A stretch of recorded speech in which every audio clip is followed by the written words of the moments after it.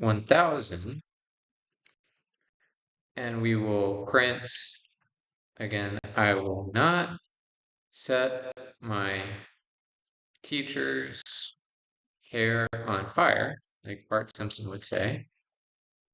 And under the hood, if we take a look at what this range is, it makes a list for you. These are specifically for these for loops. You can use range, I guess, in other ways, but that's what it was created for.